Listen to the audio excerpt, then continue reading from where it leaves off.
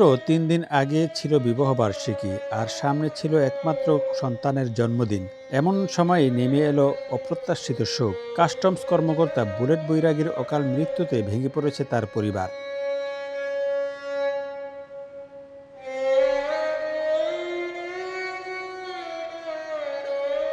২০২২ সালের ২৩ এপ্রিল বাগেরহাট চিতলমারী উপজেলার মেয়ে উর্মির সঙ্গে তার বিয়ে হয়। তাদের ১ বছর বয়সী একটি কন্যা সন্তান রয়েছে। সোমবার ২৭ এপ্রিল ছিল সেই শিশুটির জন্মদিন।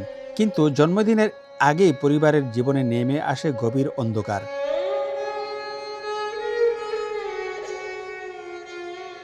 সংঘবদ্ধ ছিনতাইকারীর চক্রের কবলে পড়ে প্রাণ হারান বুলেট। এ সময় বুলেট বৈরাগীর বাবা, মা ও স্ত্রী উর্মি হীরার বুকফাটা কান্নায় পরিবেশ ভারী হয়ে ওঠে।